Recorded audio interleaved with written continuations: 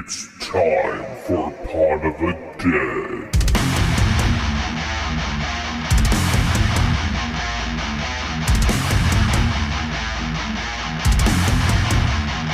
Join us.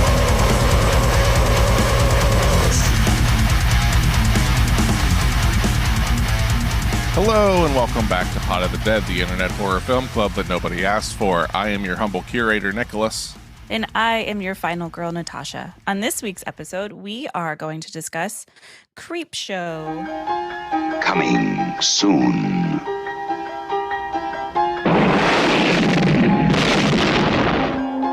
Jolting tales of horror. Creepshow. From the author of Carrie, The Shining, and Cujo. And the creator of Night of the Living Dead and Dawn of the Dead. You'll scream, ghastly ghouls. Cringe at weird kids. And shiver at the doings of evil doctors. This is going to be extremely painful, Mr. Verrill. Creepshow will grab you, grow on you, and give you the creeps.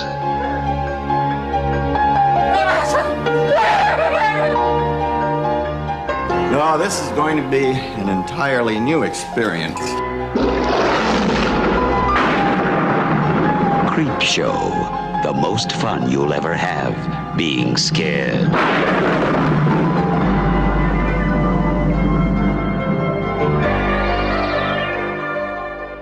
Creepshow is a 1982 American horror comedy anthology film directed by George A. Romero and written by Stephen King, making this his film screenwriting debut.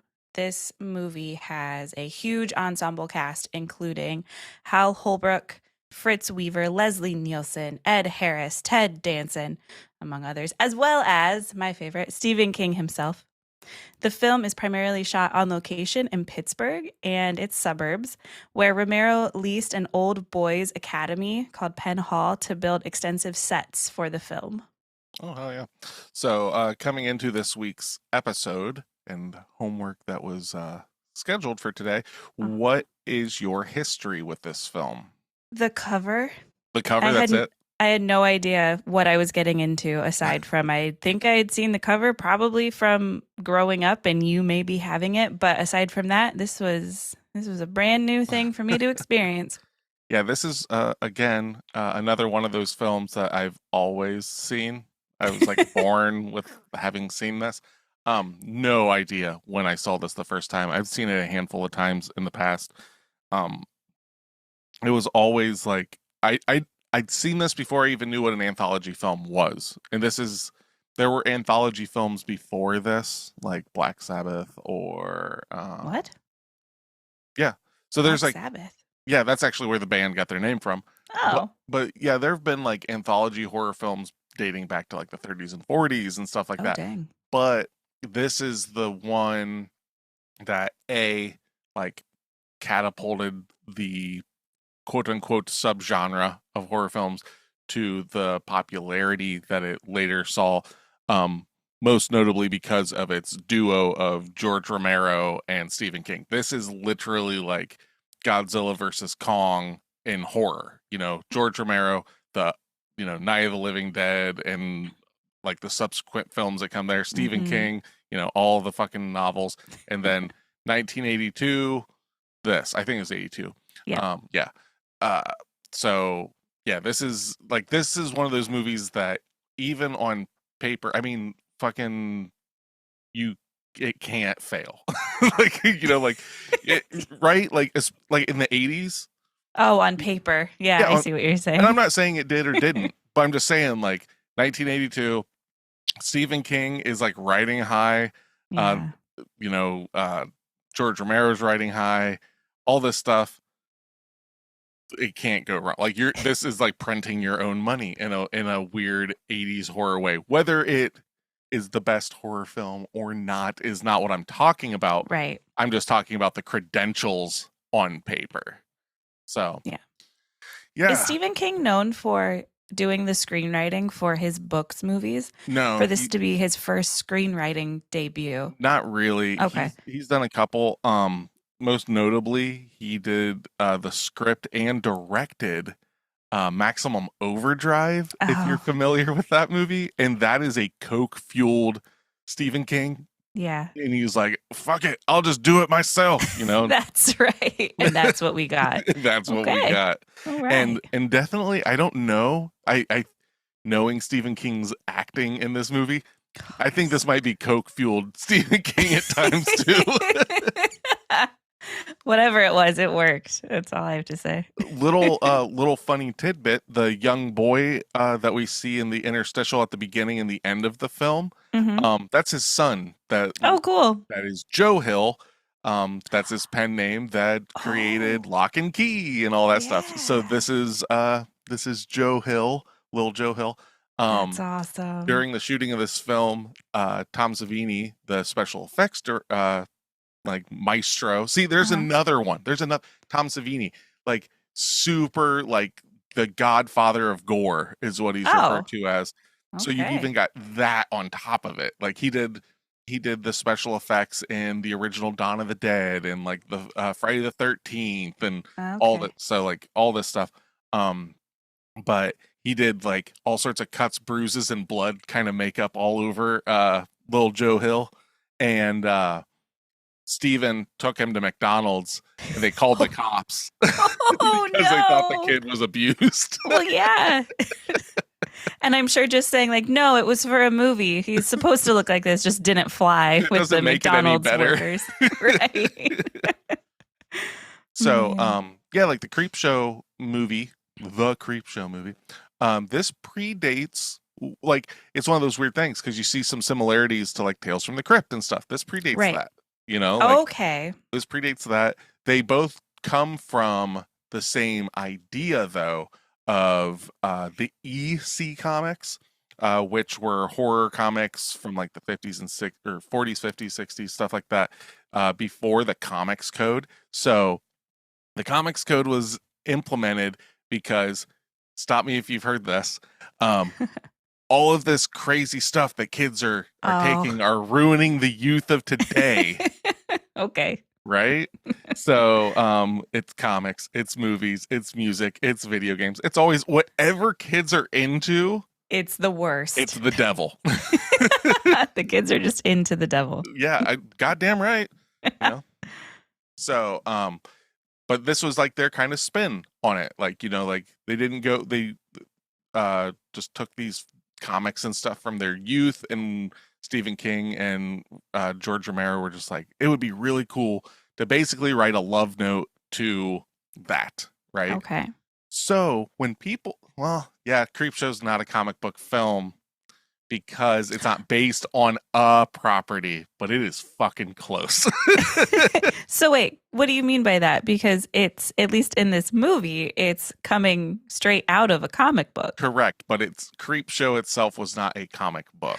Okay, so it's inspired by Correct. the EC So comics. if it was like Gotcha. Tales of Horror or whatever, like those Okay. Vault of Horror, those comics that came out, then it would be like one of the first comic book films. You know, like we could have given it that title, but Predates. This is where Iron Man came from. this is before Blade. This is before Spawn. Blade. Right. This is Forgot about those. before the shitty like late 80s, early 90s Marvel films that most people don't want to talk about because they feel they're very made for television. Yeah. Captain America is literally just like wearing a motorcycle helmet.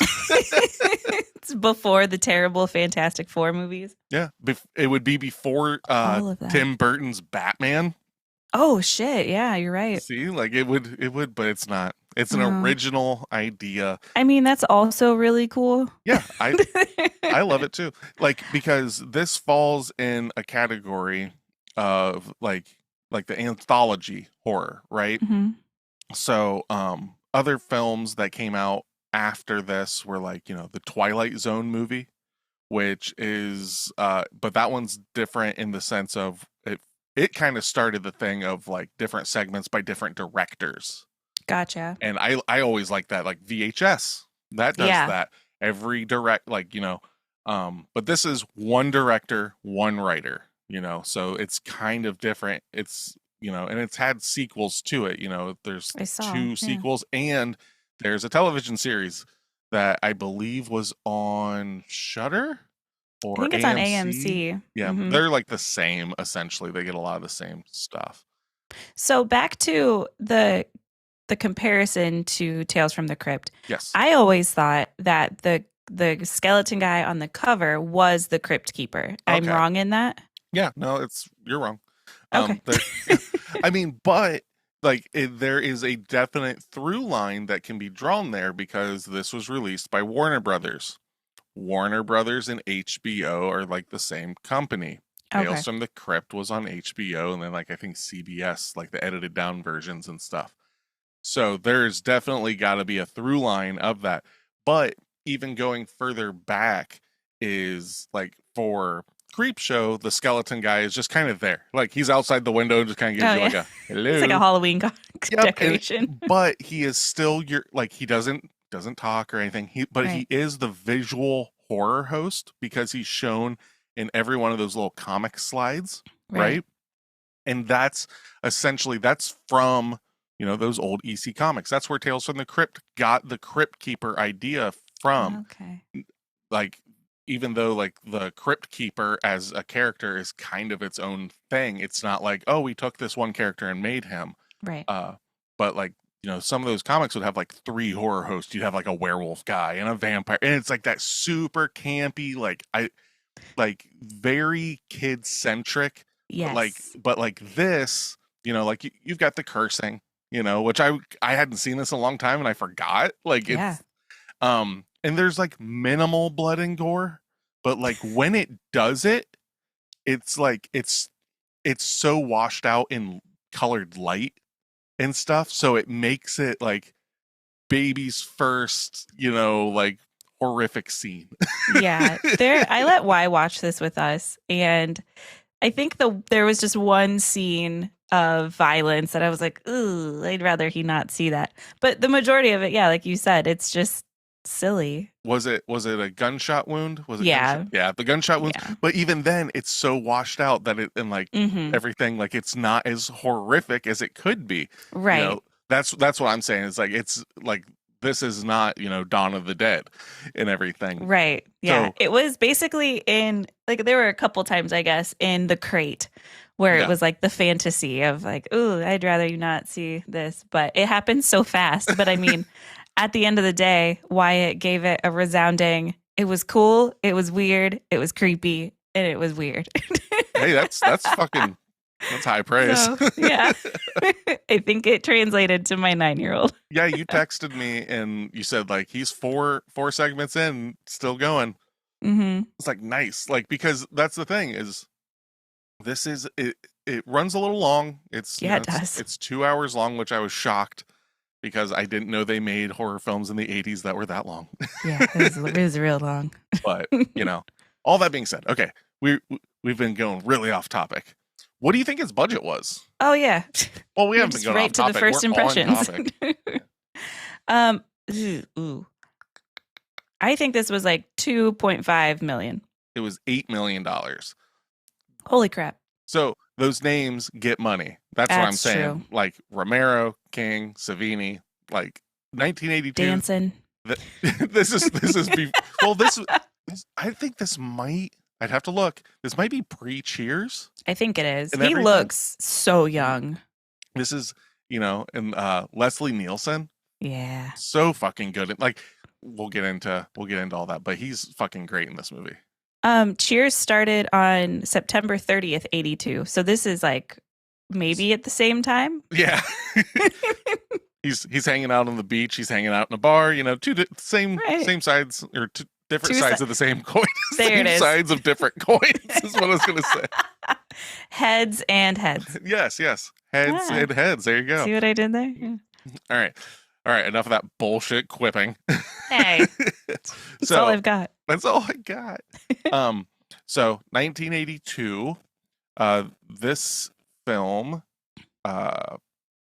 it is, 82 is an interesting year for horror in the sense of its importance in the horror realm. Okay. They got Creepshow, right? Yeah. Got Basket Case, Nope. Friday the 13th Part 3, Jeez. the Thing, Slumber Party Massacre, Halloween 3, Poltergeist, Okay. Pieces, the Amityville Possession. So Ooh. like this is like, peak 80s horror, Yeah. this is where we're getting into it and stuff, So this is when, we're also getting the MPAA is like, these horror films are ruining the youth, which is the same fucking thing that happened with the comics. The kids like them. We must stop it. I know. It's so fucking weird. And like, we still get that to this day. Oh, yeah. But I don't think it has its grip as much as it did in the past, solely because of just how many different media outlets and stuff there are. In the past, there weren't so many, so you could funnel people into that so much easier and get your influence on them so much easier. But yeah, this is right in the time, right before maybe the Satanic Panic, and this is all backlash to the gore and all this stuff. And it's like, it's rated R. You're the one letting your kid go. Right. Fair point. So, but we don't know what R means. Does it mean responsible? Because I'm responsible. I'm a responsible adult. So if that's what we have for horror, what do we have for run-of-the-mill everyday movies? All right. So 1982. Rambo First Blood, Gandhi, The Verdict, Annie, The Best Little Whorehouse in Texas. What? Yeah, I think that's... Wait, those are two different movies, right? Annie's Best Little Whorehouse in Texas. This is the top box office films. Right. Number 8 was Poltergeist. Oh, wow. 48 Hours, Star Trek II, The Wrath of Khan, Porky's, Rocky III, An Officer and a Gentleman, Tootsie, and the number 1 film in the worldwide box office was E.T. the Extraterrestrial by a fuck ton. I bet. Like over triple of what second place was. And second place was Tootsie, you said? Yeah, Tootsie. With what's his fucking nuts? It doesn't matter. He's not a horror director or a horror guy. So yeah. But yeah, Poltergeist. Dustin Hoffman. Yeah, Dustin Hoffman. Steven Spielberg is all over this fucking top list. Like you got E.T. and Poltergeist. He produced that film. And some people say that maybe he directed some of it, but it's Tobe Hooper, the guy that did Texas Chainsaw Massacre, did that film. Okay. Wow. So yeah. And then you've got Rambo First Blood and Rocky III. Those are two fucking Stallone films. It as much as we like kind of joke and jab and lament what the theater is now, where it's just Marvel and DC and stuff, it's you always like since the 80s to now, that's where it starts. Like I always like to refer to it as like the Spielbergification of films. They figured out, like once Jaws happened, figured out how do we get butts and seats, and it's just been like fucking molded, and now it's we're 400 films in the Marvel universe, and that's what it is. Well, when you have a multiverse and it can literally go any direction, it will never stop. Yeah. So on its $8 million budget and name recognition of its contributing people, what do you think it brought in? Oh man.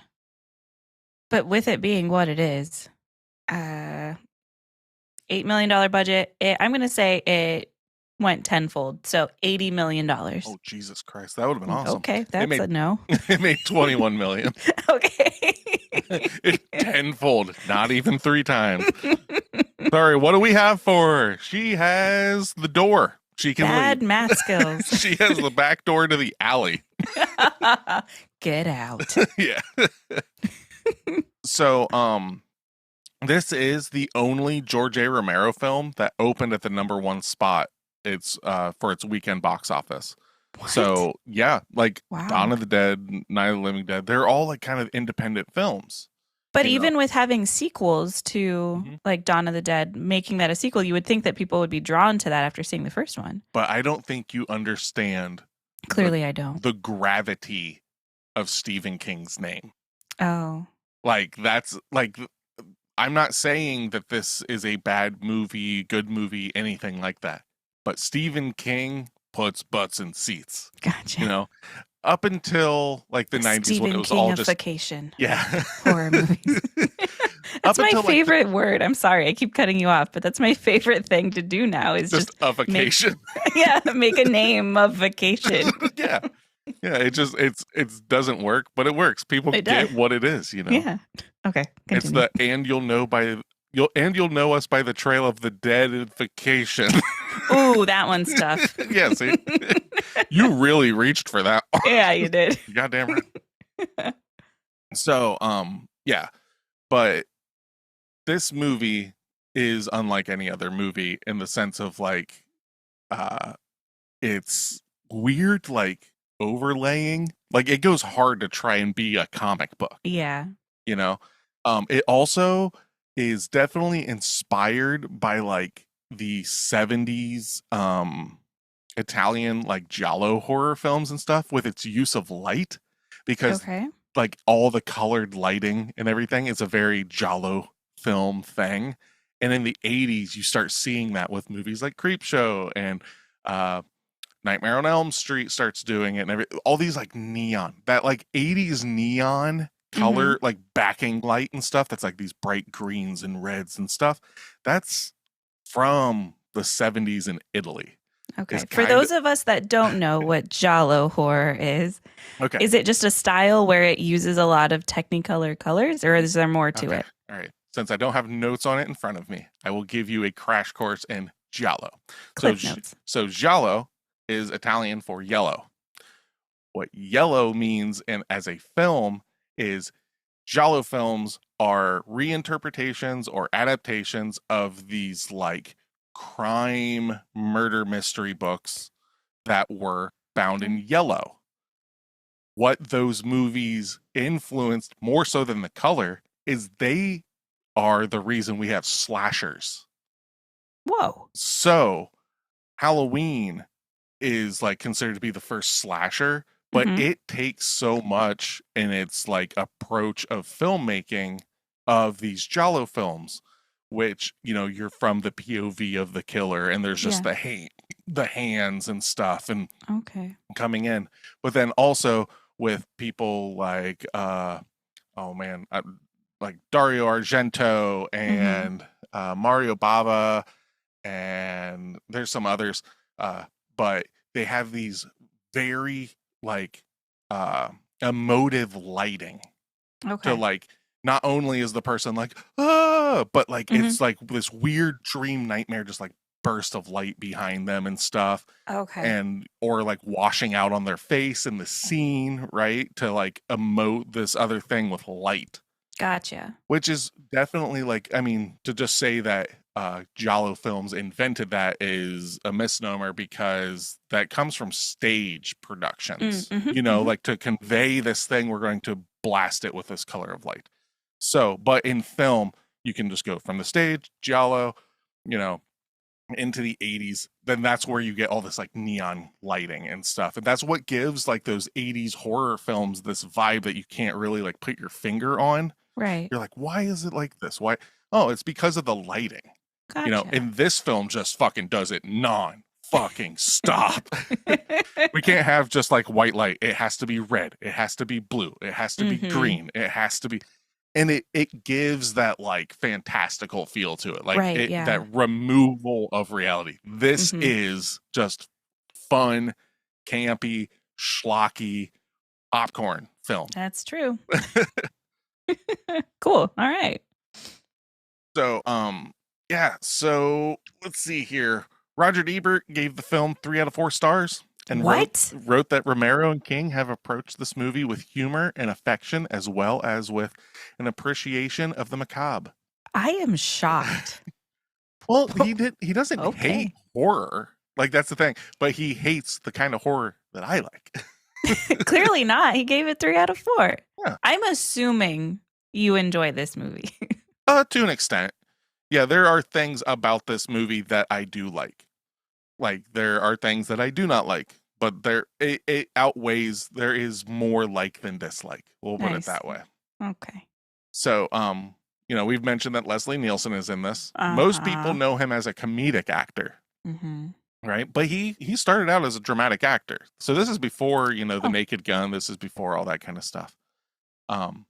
But while he was all business in his scenes, Leslie Nielsen had a fart machine with him in his pocket during the shooting, and he would let it go off during rehearsals. And just before director George Romero would call action, causing Ted Danson and the crew to crack up with laughter. Oh man.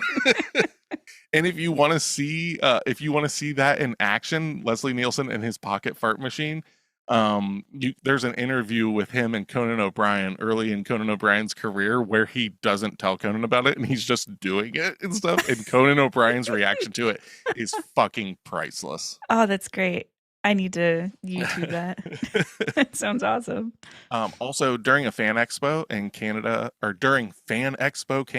in 2015, George Romero had said that the cockroaches were the most expensive part of the movie, stating that the cockroaches cost 50 cents a piece. Oh. They used more than 250,000 of them. That's disgusting.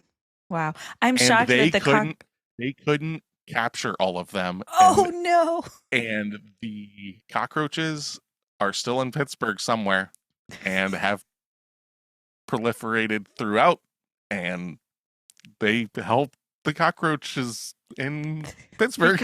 They grew the cockroach population. Yeah. Oh, that's disgusting. There's so many. I can't so believe they spent more on cockroaches than they did the building that they rented out to build sets. Well, I think what they're saying is like the one single thing. Mm-hmm.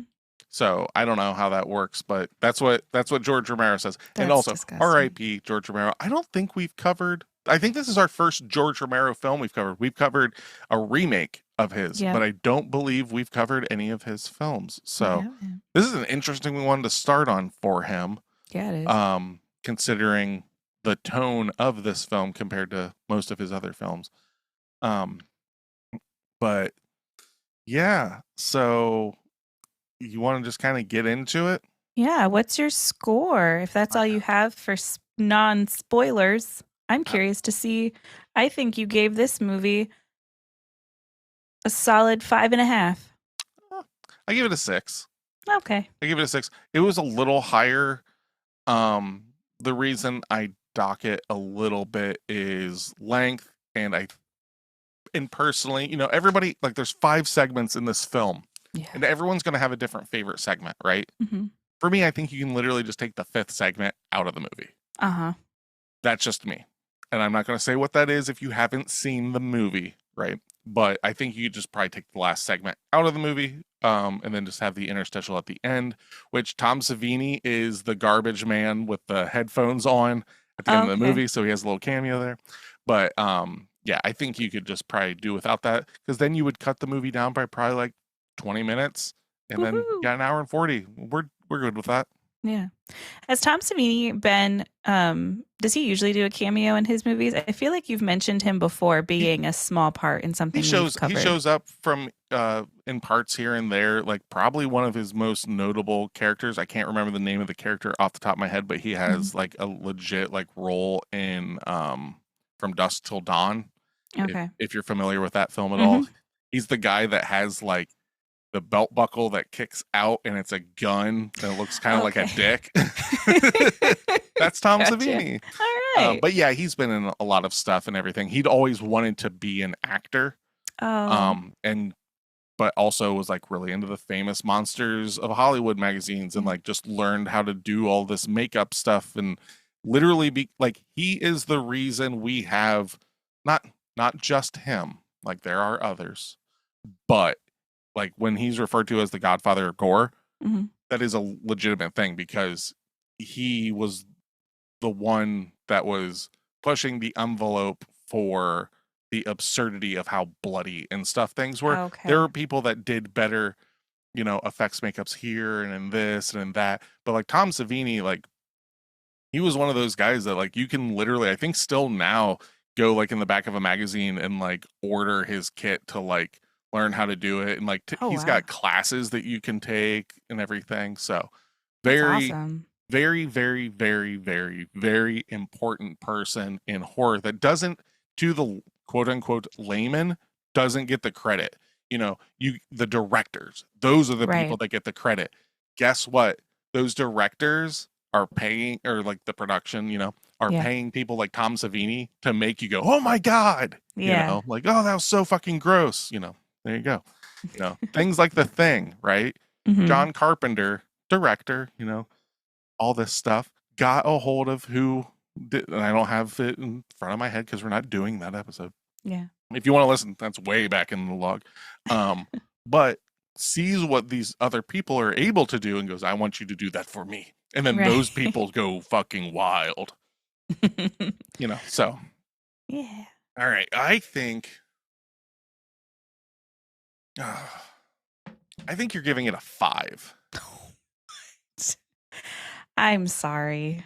Giving it lower than a 5? I'm giving this a 1.5. There's no way. What makes you think I liked this? A 1.5? A 1.5. Like you hated it? It like was, that's what I'm saying is like I didn't expect it. Like like 5 to me is like maybe I'd watch it again. I can understand you being like I don't want to watch this again, but like 1.5, that means you like hated it and wanted to shut it off in my book.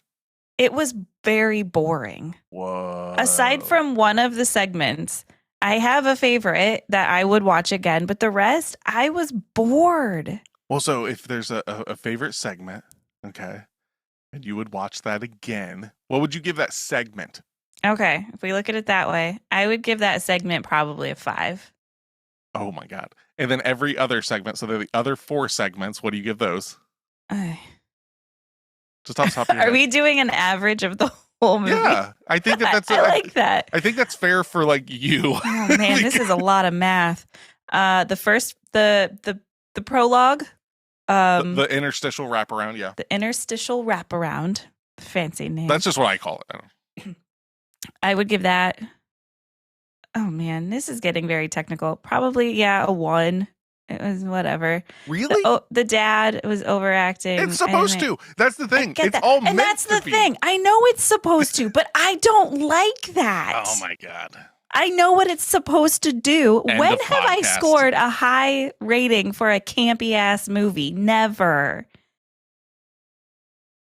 So what do you expect me to give this like a resounding over chance over 5? No. Every movie we've done like this, I don't like. Well, no, I'm just saying like I understand like not liking this, not liking that or whatever. But when I think of like giving, and this is not me saying that your scoring is wrong because you're That's scoring. what it sounds like. Well, fine. But what I'm saying is like, so there was nothing in any of that you can say like, but I did like this thing. Because a 1 to me is our lowest score, right? A 1 to me means there was no redeeming quality. Not a single redeeming quality in the thing. That's how I look at it. So when you're like the wraparounds, 1, I'm like, really? No offense. It seems like a lazy score. Like I didn't like it. It's a 1. But that's kind of like, not that it's a lazy score, but there was very little. There's one redeeming quality over the course of the show. Oh my God, really? Yeah, there were so many things I didn't like about it. Okay, well, I'm sticking to my score. We'll give it a 1.5, and then we will get into it throughout the spoiler area. I will give it a 1.5. Jesus You're not Christ. changing my score. I'm not trying to change your score. I'm just trying It sure to does understand. sound like it. I'm trying to understand how misinformed and ignorant you are. What? Solely because I disagree with you? That is horseshit. It must be that woman brain that you You fucking You need to shut up right now. You know what? I'm knocking it. Now it's a 1. Oh no, you can't do it. You came to the table with a 1.5. You can't change I'm it. going to pull IMDb Fine. and say, because people have rated it so high, I'm going to rate it even lower. Well, fine, then I see it and I'm giving it a 10. That gives us a 5. There, I did the math. Oh my God. I'm glad you did the math because that would have been hard for me in So this no. heightened state. So a 6 and a 1.5, that's probably like in the 30s. Divided High by 30s. 20. Why do you A do high it that 30. way? What? Why do you do it that way? You Because do it so backwards. We'll talk math afterwards. You make it so much more difficult than it needs to be. You add the 2 things and you divide by 2. But I would still need to do. But You move the decimal. God damn it. I still have to move the decimal. It's a 37.5. Okay, this is rounding not- up, it's a 38. This is not a math podcast. 38. Natasha has tanked this movie. What's your personal email so people can reach out to you?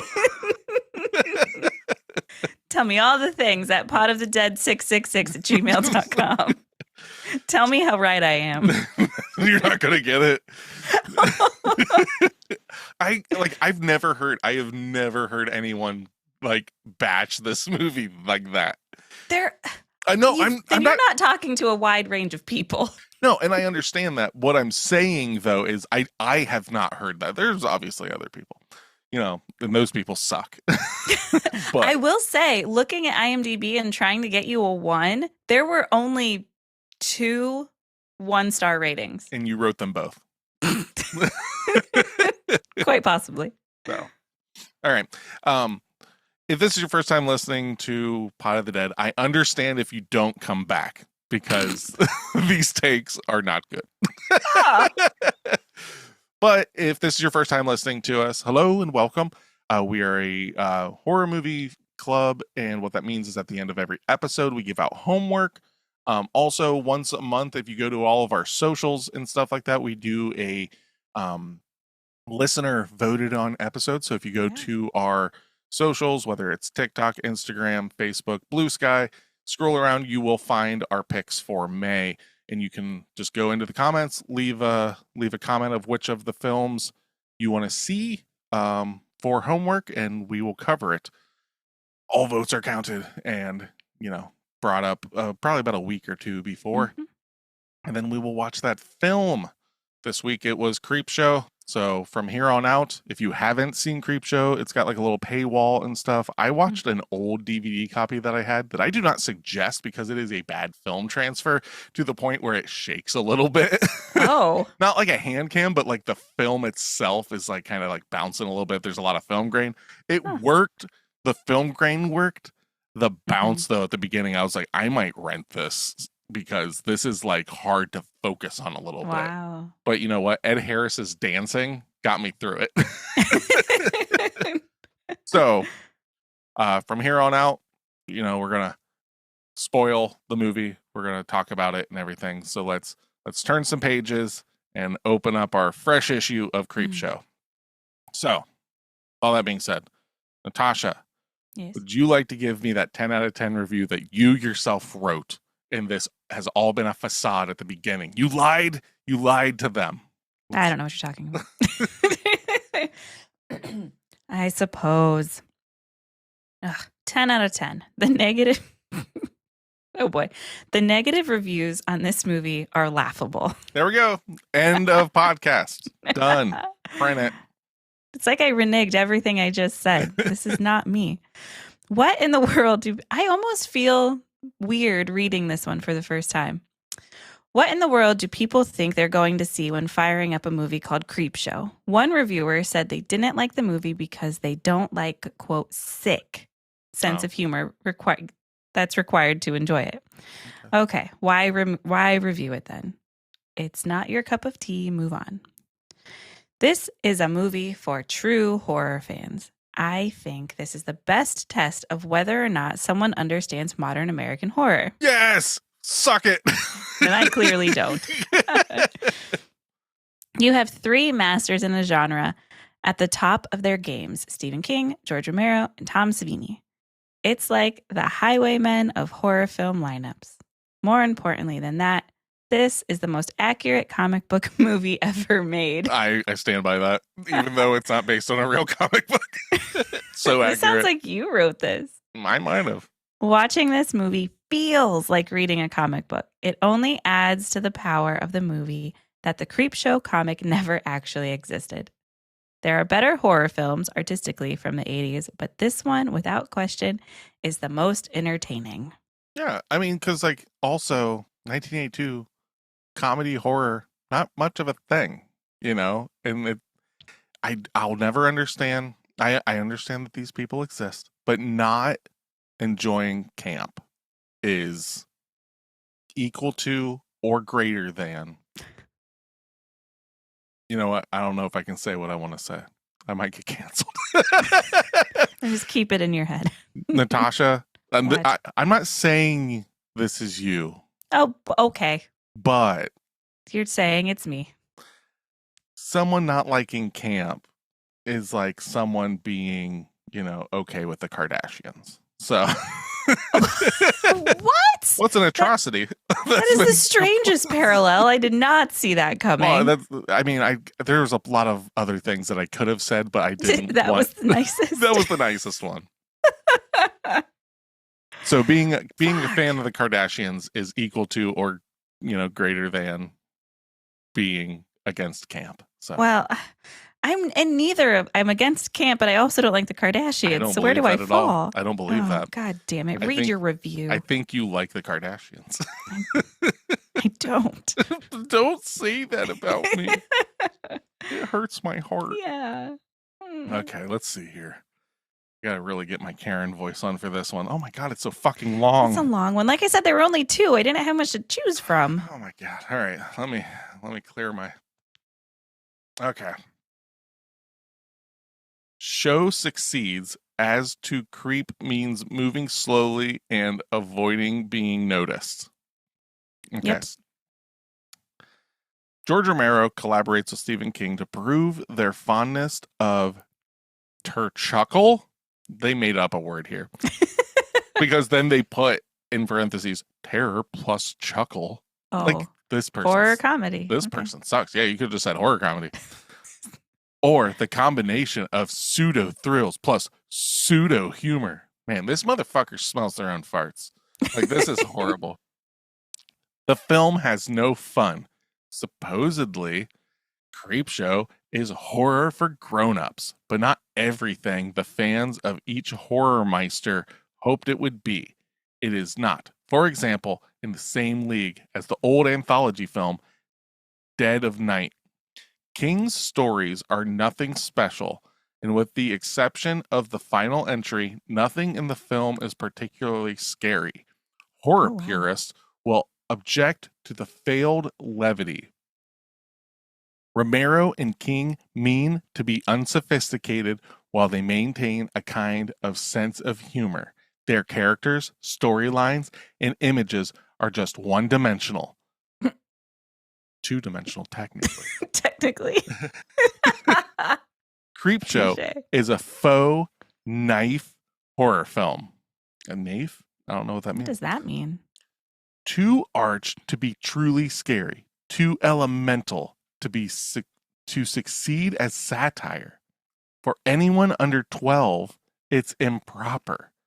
For anyone What? over 12, there's no pleasure in seeing two alleged masters of horror deliberately work beneath themselves. This is unpleasant, relatively unscary. Romero knows a thing or two about the undead. As for the alien peril, he echoes the red scares of McCarthyism, meaning the monster released from a crate that comes from a polar expedition must have something to do with the thing from another world. This film feels like a grand farce in a medieval macabre style where everyone takes pleasure in depicting these humorous and morbid stories. It could also be called a tribute to Mario Bava and Dario Argento, the Italian Giallo school, with its smoke and bright primary colors. So this person does know what they're talking about, Uh-huh. but the big thing that I think they are missing so hard, is this is a love note to those fucking shitty comics. Those comics are not like, you know, amazingly written and all this stuff, and they're not trying to make these stories like so original. They're trying to encapsulate what introduced them maybe to horror or something. It's that love note thing. So like thinking like, oh, this should have been scary. In no way of any of the ads of anything about this does it say like the most fun you'll have being scared, because also at the time horror comedy was not really a thing. So I can see where people could be underwhelmed or something with this film, but to say that it is a like misstep on every point, to me, is you're missing the point. That does sound right, because he mentions quite a few times that it's a farce, and to me a farce is a comedy. Yeah. And he's kind of saying that as a negative. Yeah, well, because he's like, he even knows that it's supposed to be a horror comedy. It fails at that, but like, I think what he's saying is like a farce as it's a fake. It's not, you know. But it's just, I don't know. By no means, obviously, I gave it a 6. By no means do I think that this is the best of either of any 3 of the people's works. But the fact that it exists and the influence that it had and everything, I think more people like this film than don't. Or at least have fond memories of it, similar to how they have fond memories to the comics that influenced them in their writing, in their directing, in these things, right? That's fair. This movie is more or less meant to be a good time for the people that made it. 100%. Like, I can only imagine how much fun this was to make. Yeah. You know, like there's no egos in this film. It's like we say, hey, Stephen King, go out there and just be like, oh man, you messed up again. Like, so, all right, let's start. So we got our opening, you know. Wait, what are your pros and cons? Oh, yeah. Yeah, let's start with that. Okay. So I will read your pros and cons and then you read mine. So pros, Stephen King's acting. Holy crap. It was so good. He was told to act like Wile E. Coyote when he goes off the cliff. Really? Yes. Nice. Because he's always played like a tiny cameo in like his book movies, but it was really cool to see him be like the shining star the star of this part. Of his vignette. That was my favorite part, and that was the one that I liked the best. Okay. Clearly. Leslie Nielsen as a baddie. Yeah. So like you said, we know him mainly as a comedian. I love him in Airplane. Yeah. Like you said, Naked Gun. But to see him play like a murderous, like bad guy was kind of cool. Oh yeah. Yeah. I think he fucking knocks it out of the park. Mm-hmm. Cons. Well, what are my pros? What do you got? Oh, wait, I have one more. I sent it later after I thought about it. I really liked the comic book style of entering and exiting each of them, how you're like going into the comic book. Yeah, I love that part of it. This sounds like a 1.5. Got it. It does sound like a 1.5. Those are the 3 good things. Yeah, that sounds like a 3 to me. So anyway. All right, what am I sticking with it? And now, you know what? Even more, just because you're making such a big deal about it, I will never change this score. It doesn't matter if I actually want to. It will forever be a 1.5. Oh my God. Okay. This is your doing. All right, your pros. Ed Harris is dancing. Oh, so fucking good. Like, come on, man. Like, that is so, like, yes, please, more of that. No, it was so, like the beginning was so like forced. Where's my cake? Oh my God. So good. So good. That whole, I just love the absurdity of that, you know, and he comes back and kills the family. It's so schlocky. I love it. I was bored. My problem is like, I'll talk like up here about this movie, right?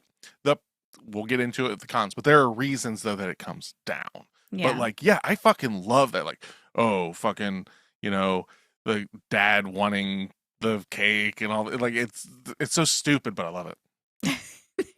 Stephen King's overacting is also love it. Just his thing of like, oh, they're gonna give me so much money, and it's like, $500 or $200, wasn't it? $200. Not a penny less. And it's like, oh my God. I can't wait to talk about that one. Leslie Nielsen and Ted Danson. So good. Like, I think that's the third one, I believe. And it's so stark. It's so dramatic. Yeah. Opposed to everything else. That would be my favorite of the 5. Because that straight up feels like Tales from the Crypt, Twilight Zone. Like, that has that feel. Mhm. You know, it does in a way, like, it turns into that like schlocky comic book when they come back and whatever. But Yeah. like everything up to that is just masterfully acted, masterfully shot. Like, I just really love it. There's a crab in it, so that's cool. So that's cool. The colored lighting is your last pro. God, I love that kind of shit. Like, you can't get that in books. You can't get that in audio. That is a visual medium thing that I feel that a lot of movies could use and they don't. And this movie just fucking uses it fucking stop.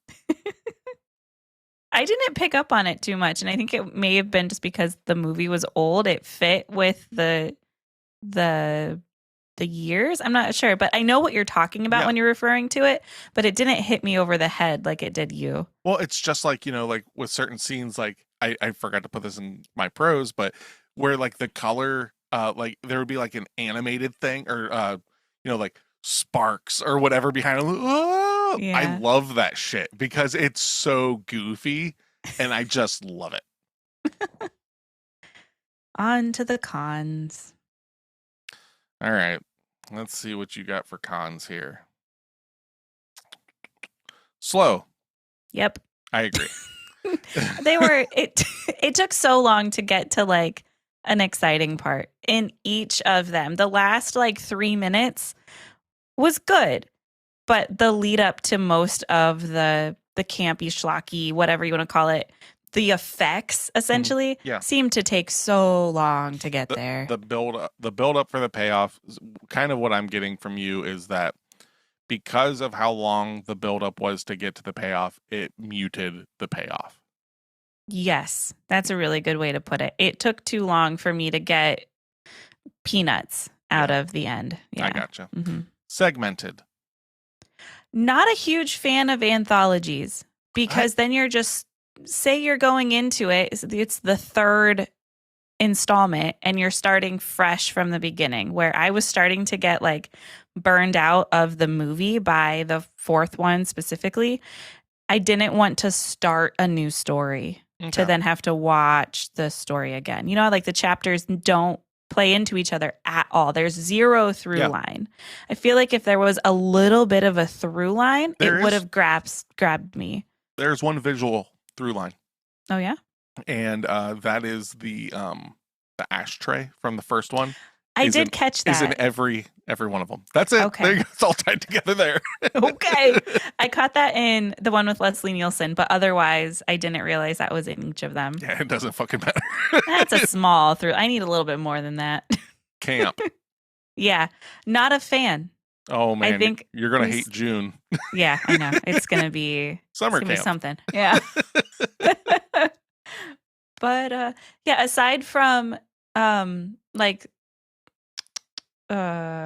Evil Dead 2. Aside from that, camp is not my jam. Well, maybe we'll find some camp for you. But, I'm hoping. Yeah. I'm open to it, but so far it's been a big old miss. And then 2 hours. Yeah, just way too long. Yeah. I feel like how you mentioned one could have just been taken out completely. I feel that each of them could have been cut down by 25% and it would have been great. Probably, yeah. I can agree. I wholeheartedly endorse that. Like, this movie should have been an hour and a half. End of discussion. However we get there, whether it's taking out a segment or trimming segments down, whatever it takes, it would have been a better thing. But this is also probably because who's going to tell these guys no?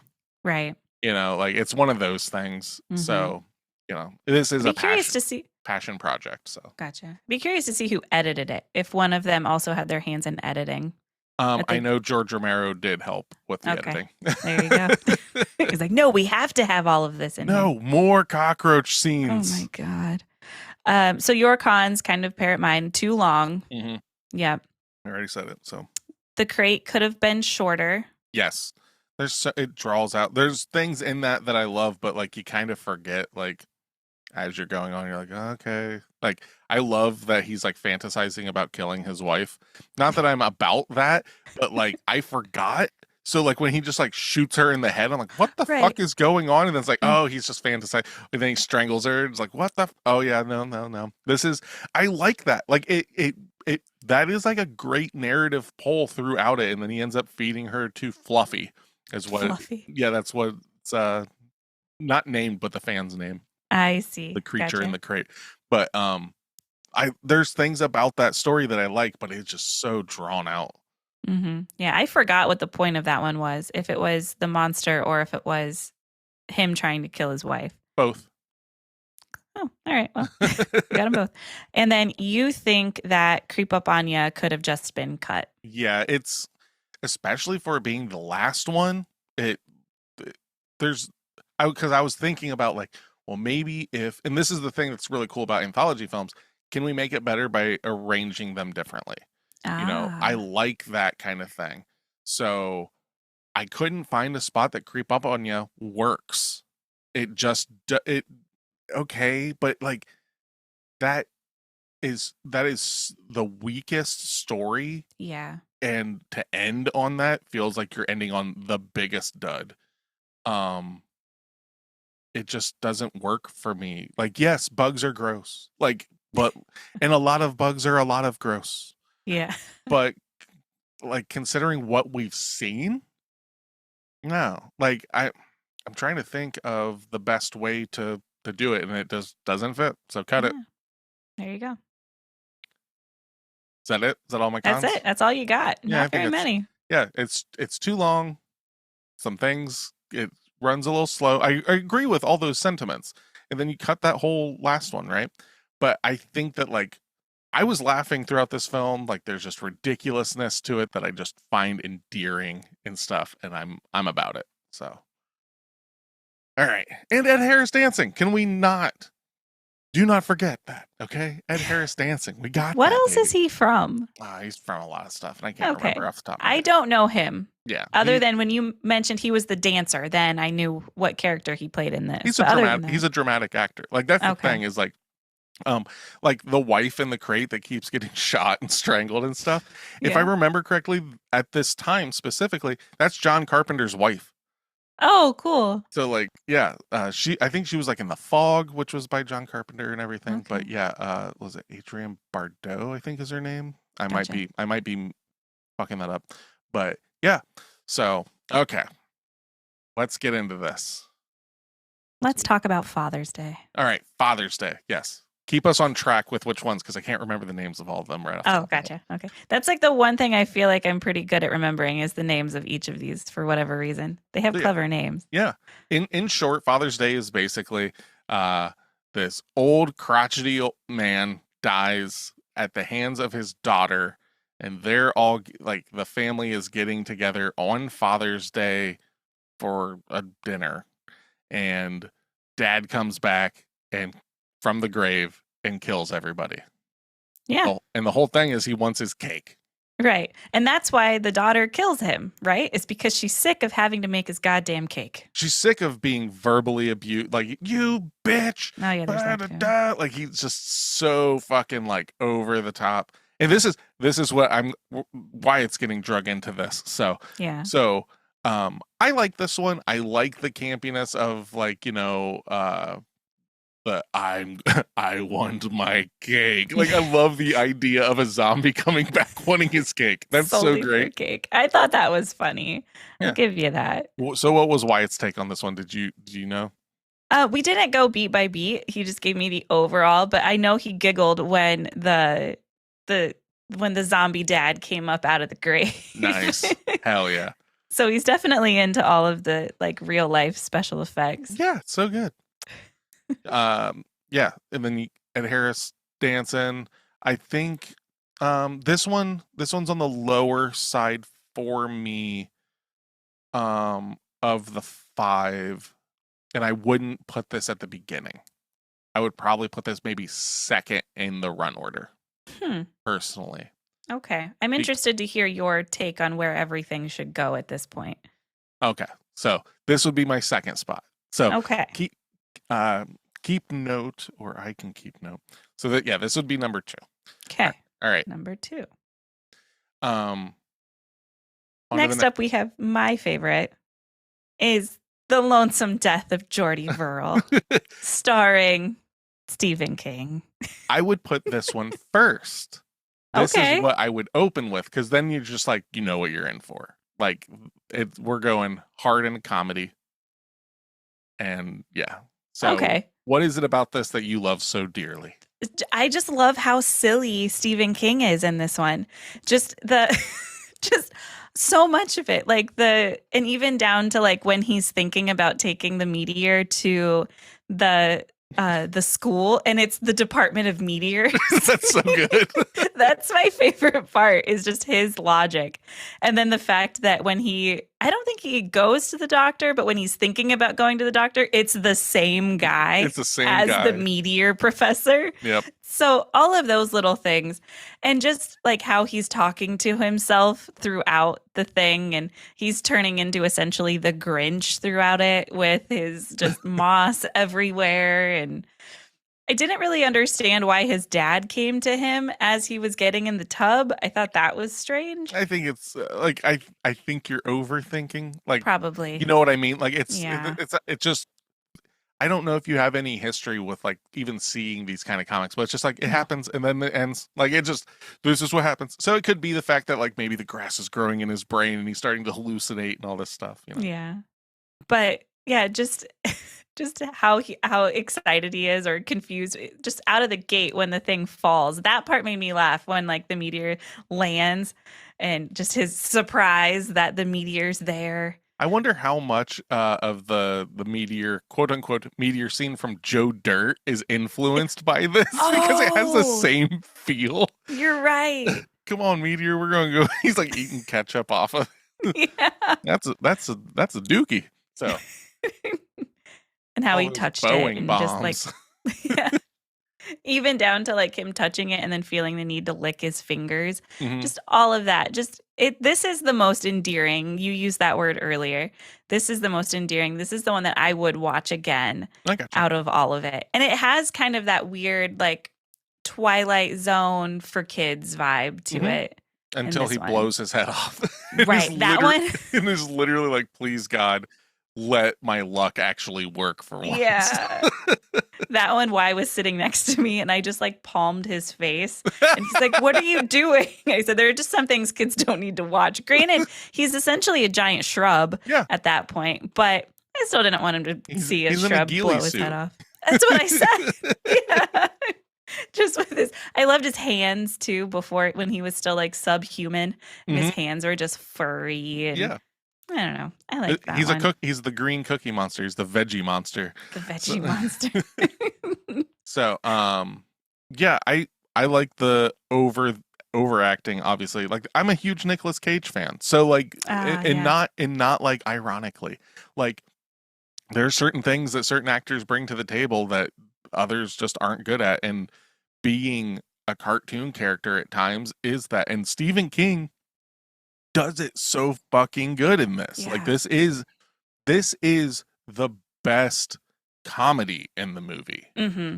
See, and like there are other vignettes or parts or whatever you want to say that have comedy, but this one is just comedy throughout. Yeah. And then it just ends on a downer. Yeah. So sad. And I can't forget, like, something else that sticks out is when he's making the screwdriver and he stirs the container with the bottle and then just chucks it on the. I just feel like they gave him so much reign to just do what he felt was necessary. Yeah. How do you direct something like that? The fact that he didn't win the Academy Award for this is beyond me. It's just crazy. And then we have your favorite one. which I think the title is clever for this being right in the middle. Mhm. It's something to tide you over. So Yeah. it's almost like it's the intermission in a way. See, and I would put this as the middle because, like, if you start with the Stephen King one, what's it called? The Lonesome Death of Geordie Verrill. Right, super funny.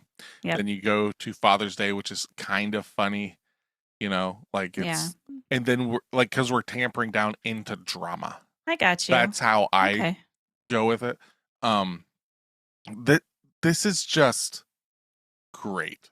Like, this is up until a point, basically up until you actually see Ted Danson and his lover as zombies and stuff. Up until that point, like when they're getting shot and everything, Right. up until that point, it's like 10 out of 10. Like, it's fucking great.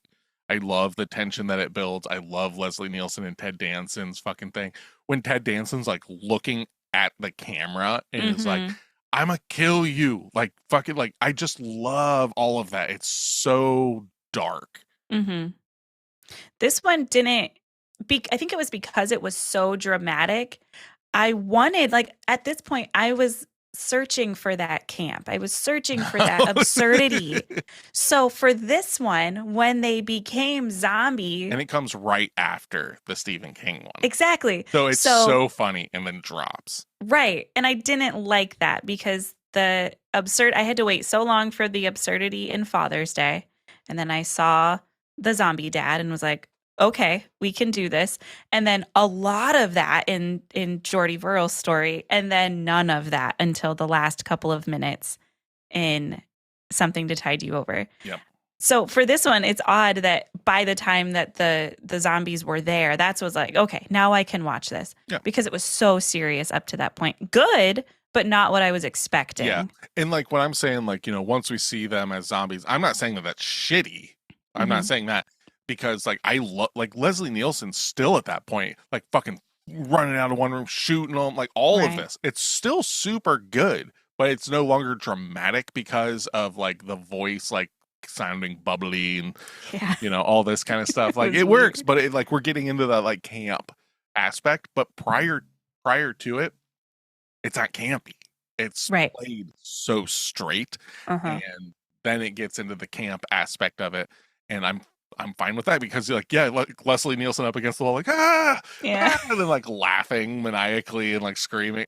All good. All fucking good. I'm loving that, But, yeah, like, Leslie Nielsen, I believe, has an acting lead credit, whatever you want to call it, in an original Twilight Zone episode. Oh, yeah? I believe. Because that's the thing. A lot of those old Twilight Zone, like the television series, has a lot of like actors that you would later go on to be like, oh, fucking, like, I didn't realize so and so was in that. So yeah, he does. He played the mute in episode 60, and he was in The Mirror. Yeah. Or I'm sorry, not episode 60, in 1960 and 1959. Damn. I gotta think, motherfucker's old in the 80s. Yeah. I just know him as like a perpetually white-haired man. Like, yeah. Yeah. He's never young in my eyes. Yeah, and fucking oh my god. Well, I'm not a big sci-fi nerd, but James T. Kirk from the original Star Trek. Okay. He's in the original Twilight Zone. And people are going to be like, it's obviously this guy's name, but I don't hold those names in my head. Please tell us. Yes. So, but yeah, fucking I love this one. This is my favorite. More of this. Something though to keep in mind, right? The last one and this one, it's still all directed by the same guy. Like, this is definitely showing his like gymnastics of being a director. That's of true. Like being able to fucking, like, that's something that I think is kind of lost upon viewing this, having seen what anthology films become, because you're used to, this is directed by this guy, this is directed by that guy. Nope, this is all one motherfucker, and the tone is all over the place, and there you go. That's real cool. The Crate is next. And this is where the film could end. Yeah. I think that, you flip-flop the first two, you got Tide You Over, end with the crate, we're good. Yeah. I wanted the crate to be more like The Thing. Okay. I was a little... You didn't want it to be like a weird Yeti monster kind of No. thing, eating people? No. I wanted there to be more of the monster, but I didn't want that to be the monster. I get you. I can 100% understand that. Yeah. You didn't want it to just be like this big hairy thing with big teeth dragging Right. people. Now, I do love the fact that like when the janitor's getting drug into the box, I fucking love that. Yeah. I love that dude is just murdering his wife nonstop and stuff. Yeah. Because, I think, and not like every man, I think everyone in a relationship period has those that. feelings from time to time.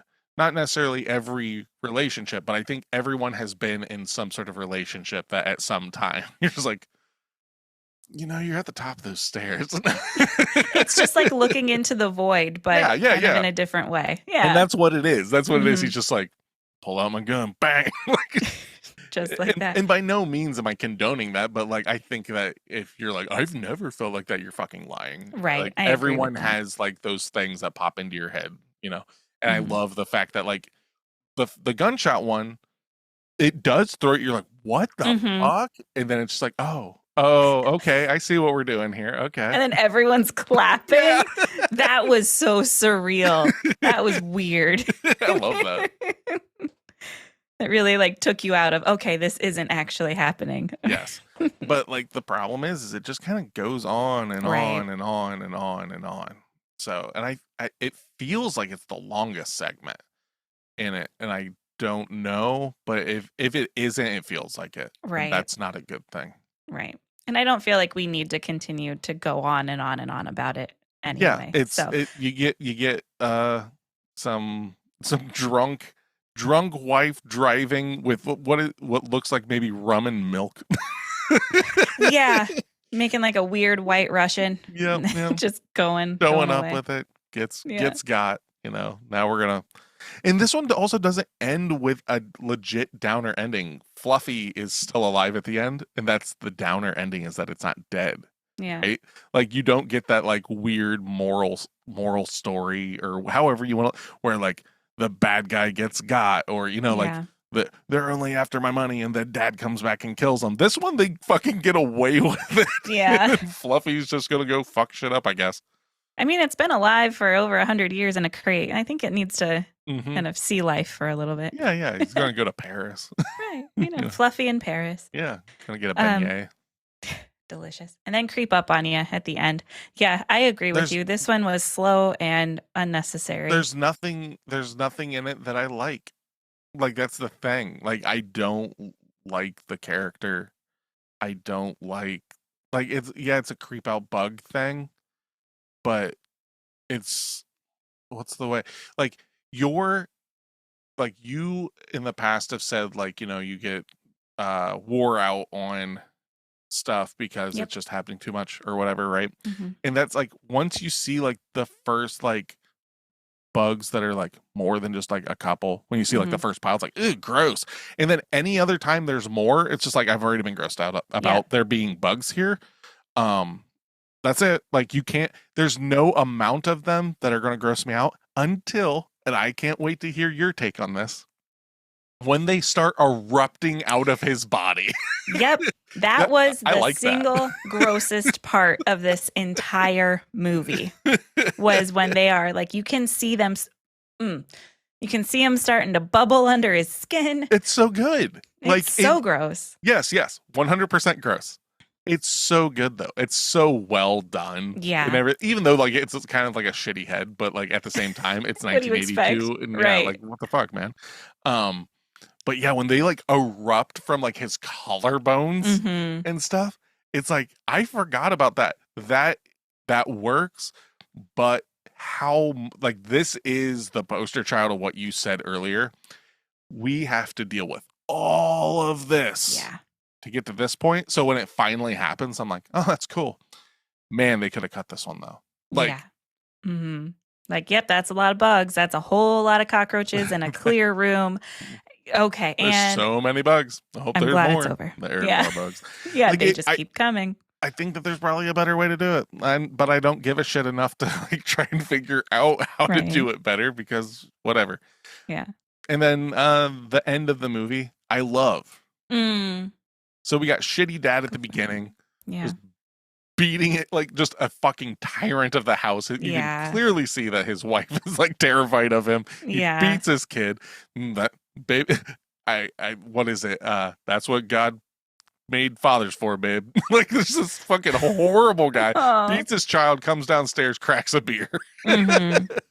Oh, So the then- 80s. So then the end of the film, you know, wife is folding laundry, notices that the shirt's cut out and everything. The fucking trash men notice that the voodoo doll thing has been cut out, so someone shipped away for it. And the Bum, bum, son bum. is killing the dad with a voodoo doll.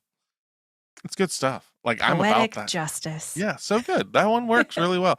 Like Yeah. I actually like if we consider that the sixth part, the beginning and the end, right, its own thing. I like that. I think it does its job.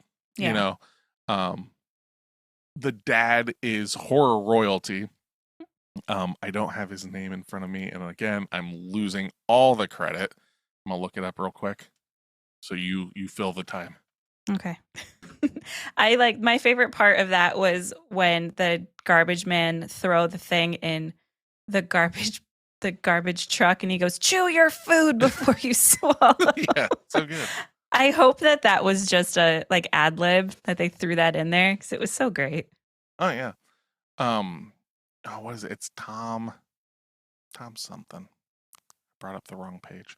It doesn't matter. Everyone's gonna yell at me. But yeah, so it ends on that and then you're out. But like the big thing is just it's too long. Yeah.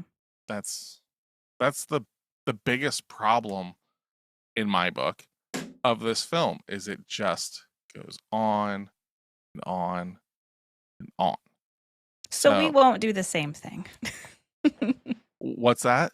I said, so we won't do the same thing. What do you? Oh, you mean for the episode? Yeah. I feel like I we've suppose. covered that's You got that's that. that. You got that. You got it over with. Yeah. Do you feel like that having seen this movie now? Like, do you feel like, well, at least I watched it, or Yeah. are you just like, God, I wish I would have never seen this? No, I it's not that I'm glad I watched it, but it's just another one that I can mark off my seen it list. I guess. Gotcha. And that's kind of how I feel about most of these movies. Either I really like them, and even if I don't really like them, aside from Buffy and The Exorcist, I don't feel that I was cheated of time. Okay. Especially with this one. Like, I got to watch it with Wyatt, and whenever I can watch them with Wyatt, it's cool. I found it. It's Tom Atkins. I knew his name was Tom. Tom Atkins is the dad. He's uncredited as Stan Hopkins in this. Mm. He's in The Fog, Halloween 3, Creepshow, Lethal Weapon, Maniac Cop. You know, like that's why I was like, Night of the Creeps. I didn't realize you were still looking him up. Yeah, it was killing me. I was like, I Oh, fucking know him. Like, God damn it. So Mm. yeah, this year he had the Creepshow and not the Creep. He had the Creepshow. He had Creepshow and he had Halloween 3, which Wow. Halloween 3 is like probably my favorite Halloween because it's not a Michael Myers film. But yeah. So yeah. So that's our take on Creepshow. Would you like knowing the style of it and stuff? Do you like Twilight Zone and all that? No. Okay. I was Mm-mm. going to say like the Creepshow television series is actually pretty good and each episode is just its own horror story, Yeah. but it is, you know, directed by different people and all that stuff. So, I guess the equivalent, like modern day, I watch some of like Black Mirror, which yeah. has to be pulled from Twilight Zone and, Absolutely. and these types of things. So Yeah. that I'll watch here and there because it is kind of a one-off. But these types of series as a whole, they're not things that I really stick with. So even like the VHS film movies and stuff like, Right. okay. All right. So that's April. We did April. Woo! Good job on us. Good job, April. So now we're getting into May. It's gonna Yay. be May. And we are going to start off with a newer film that I have not seen, but you have brought to the table. And it's called I'm Thinking of Ending Things. Ah, yes. So okay. So here's my reluctance of this movie. It has nothing to do with the movie. It has to do with I don't like Netflix originals. Okay. They always seem like shit. Welp. But the credentials on this film, the writer, Kaufman is the writer. I like his stuff. So I'm fingers crossed that it's good. And this is based off of a book. So this isn't books. something that's... you get to watch the book, and it has Jesse Plemons. I don't know who that is. Oh, I love Jesse Plemons. Is that a guy or a girl? It's a guy. He's the main anymore. man in this movie, and I like him. God, Jesse Plemons. Goddamn. Watch the goddamn movie. I had to watch Creepshow. There you go. That's why I moved this up, because like watching, I was like, I don't know if Tasha likes this one or not. I'm going to pull this up. So I'm Thinking of Ending Things. Cool. Netflix, right? Yes. So, all right. Do we know a runtime off the top of our head? I think it's close to 2 hours. God Give me damn a second. Yeah. Once again, I had to watch this. So You're going to just hold that all the time, aren't you? yeah. Also, I had to watch Buffy. I had to watch. I didn't bring Buffy to the table. Reanimator. Oh, had get to the watch... fuck out of here. Reanimator slaps and you know it. Feel like there's more, but we'll stop there. It's... We had to watch Ghost Ship. It's 2 hours and 14 minutes. Fucking kill me. I'm sorry. So it's not going to get a 10. I'm going to tell you that right now. Okay. It might though, because Nosferatu, I think it was like 2 hours. Oh, dude, Nosferatu. We both gave that one a 10, didn't we? I think so. It broke the podcast. It did. Go listen to that episode. It was so good. I will say, at least when I watched this, it didn't feel like a 2 hour and 14-minute movie. And that's good. That's good. So all right. So that's what we'll be watching for homework. And it also has Toni Collette in it. Okay. I like Toni Collette. Hereditary and the like. Yeah. So, all right. So it's got a pretty good cast. And I can't remember his first name. I always want to say Andy Kaufman, but that's the comedian from the 70s. Charlie Kaufman. He's the writer of this. Oh, okay. That's Eternal Sunshine of the Spotless Mind and Schenectady, New York. Like, I really do like his stuff. So that's what's got the hooks in me. I'm like, okay, this could be good. I have not watched this because the title is not enticing to me. And again, it's like Netflix original. I'm like, enjoy your Chris Pratt movie. Like that's how I feel about Netflix original movies. I like their series from time to time, Stranger Things and the like, but okay. Give it a shot. We'll talk about it next week. I hope we get to cover this next week. Who knows? Maybe the world will end by then. I mean, we can only be so lucky. Not looking hot. Anyway. For Pot of the Dead, I am Nicholas. And I am Natasha. Come back and listen to us, or else.